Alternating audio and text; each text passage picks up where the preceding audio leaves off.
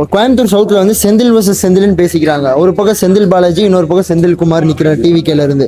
அது அந்த போட்டியில் யார் ஜெயிப்பா நீங்க நினைக்கிறீங்க? செந்தில்குமார் ஜெயிப்பார். அதே ஓரளவு பர்சன்டேஜ் வரும். செந்தில் பாலாஜி வந்துட்டு கரூர்ல வேணா இருக்கலாம், கோயம்புத்தூர்ல வந்துட்டு வாய்ப்பு. அப்ப செந்தில்குமார் ஜெயிப்பாரு கண்டிப்பா. அவருக்கு அதிகபட்ச வாக்குகள் நிறைய ஒழுகும். இளைஞர் வாக்கு, பெண்கள் வாக்கு, மகளிர் வாக்கெல்லாம் அவருக்கு கிடைக்கும். செந்தில்குமார் தான் ஜெயிப்பாரா? கம்பல்சரியா செந்தில்குமார் தாங்க. செந்தில்குமார் தான் ஜெயிப்பார். கரூர்ல வேணா அவங்க என்ன வேணா பண்ணலாம், கோயம்புத்தூர்ல வாய்ப்பே கிடையாது.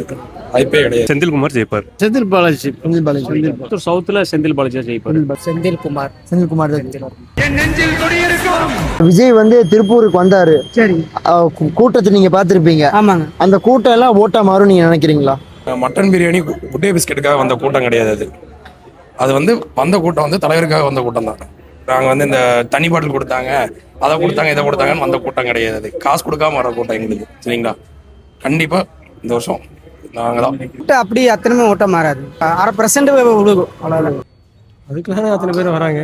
கண்டிப்பா மாறும். காசு எல்லாம் வந்த கூட்டம் தானே, காசுக்காக வந்த கூட்டம் கிடையாது. தலைவர் விஜய்க்காக வந்த கூட்டம் கண்டிப்பா வரும். சிங்கத்துக்கு கூட்டத்தோட இருக்கிறதுக்கும் தெரியும், தனியா இருக்கிறதுக்கும் தெரியும். ஒரு தீயில சொல்லெடுத்து ஒளி போடுற கையெழுத்து அன்னொருவ வந்திருக்காடு.